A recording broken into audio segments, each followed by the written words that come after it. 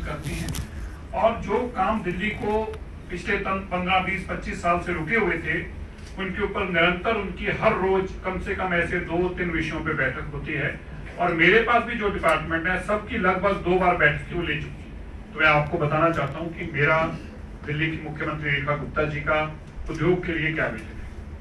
देखिए, पहली बात, दिल्ली की शुरुआत उद्योग की वहीं से होगी जब तक उद्योग दिल्ली के फ्री रोड नहीं होंगे। जिन लोग कारोबारी हैं उनका विश्वास भी नहीं बनता और उनकी 3-3 जनरेशन से बच्चे हमारे DSIDC के दफ्तरों के चक्कर काट रहे हैं, उनके फ्री रोड नहीं हुए। तो हमने आते ही इसके ऊपर पॉलिसी बनाई है।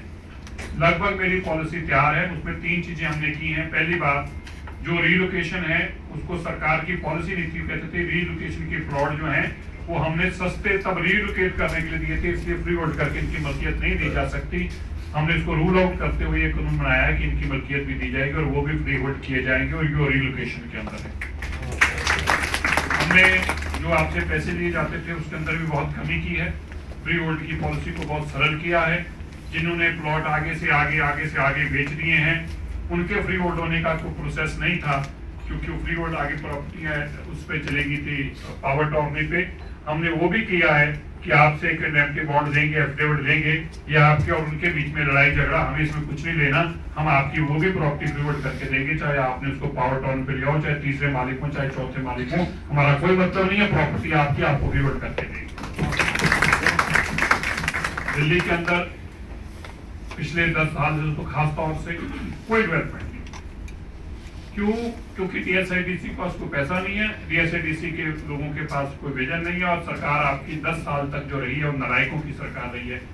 माफ करना, मैं जब आज आके देखता हूँ मुझे बड़ा दुख और खेद होता है कि कम से कम हमने 6 महीनों में जो बैठकें करी, उन्होंने 10 साल में कभी पूछा भी नहीं था कि कुछ हो रहा है या नहीं, और उनको कोई मतलब नहीं है इन कामों से। उनका मतलब सिर्फ और सिर्फ DSIDC में शराब का काम होता है, उसको फ्री होल्ड करना, उसका माफ करना, प्राइवेट हाथों में देना, कैसे पैसे कमाने, उनका सारा दिमाग उस पर लगता था, पूरी फोकस उनका उसके ऊपर था, कभी बैठक ही नहीं हुई थी।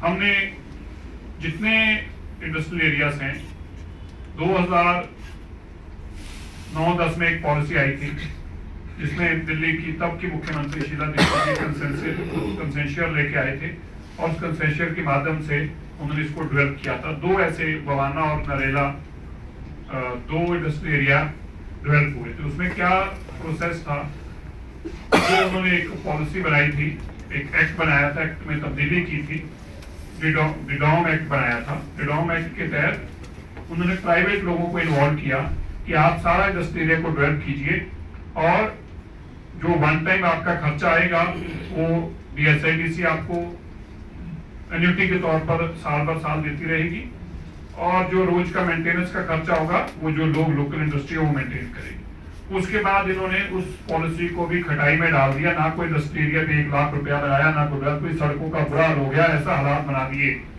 कि इंडस्ट्री एरिया तो आदमी जाए तो खुद ही आपकी अगली जनरेशन शहर इंडस्ट्री लाना पसंद भी नहीं करेगी, क्योंकि कोई भी आदमी आज ऐसे अच्छे वातावरण में रहना चाहता है, अच्छे घर में रहना चाहता है, अच्छे दफ्तर में बैठना चाहता है, अच्छी फैक्ट्री में बैठना चाहता है। दुनिया भर में फैक्ट्रियां जो हैं शोरूमों से बेहतर बन चुकी हैं और हमारे यहाँ पे बिल्कुल नर्क जैसी बन चुकी है। तो हम बहुत जल्दी आपके लगभग 12 इंडस्ट्रियल एरियाज का हमने प्रोसेस शुरू कर रखा है।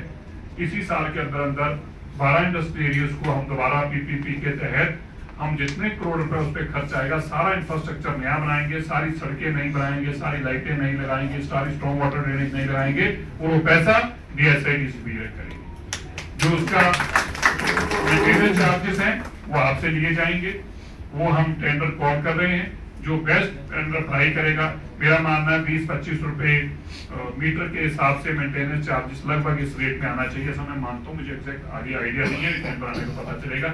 लेकिन उस पर जो भी पैसा लगेगा, 50 करोड़ लगे, 100 करोड़ लगे, वो हम देंगे, उससे कोई इंडस्ट्री से नहीं लेंगे और आपका industry plot of free hold हो जाएगा। तो वैसे लीज मनी का मसला खत्म हो जाएगा। ये काम भी हम इस साल में शुरू कर देंगे और अगले साल तक आपकी लगभग सारी इंडस्ट्री, जितनी इंडस्ट्री एसोसिएशन के प्लॉट्स हैं, इंडस्ट्री एसोसिएशन हैं, इंडस्ट्री स्टेट्स हैं, 100% के अंदर नई सड़कों का काम, नई लाइटों का काम, नई स्ट्रॉन्ग वाटर, सारा कंप्लीट इंफ्रास्ट्रक्चर का काम शुरू हो चुका होगा। इसी तरह कॉमन फैसिलिटी सेंटर्स बनाने के लिए हमने प्रोसेस शुरू किया है।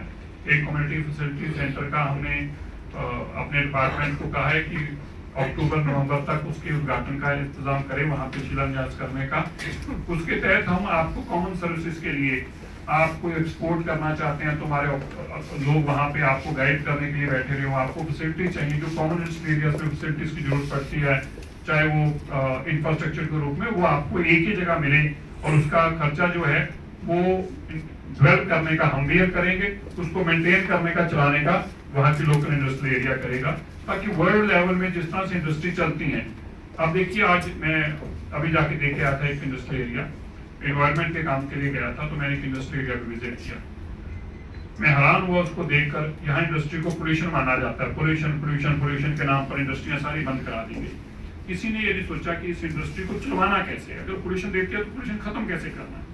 मैं अभी एक इंडस्ट्रियल एरिया देखा, वो इंडस्ट्रियल एरिया वहाँ के जो रिवर फ्रंट था, रिवर फ्रंट दुनिया में सबसे कॉस्टली जगह मानी जाती है घर बनाने की, क्योंकि बेस्ट इंफ्रास्ट्रक्चर रिवर फ्रंट पे इंडस्ट्रियल एरिया, और वहां पे भी उसके अंदर फर्टिलाइजर की इंडस्ट्री और कोई जीरो पोल्यूशन वाली वो इंडस्ट्रियल एरिया देखकर आदमी को ऐसे लगे कि यार यहाँ तो इस इंडस्ट्री का प्लॉट लेके घर ही बना लो।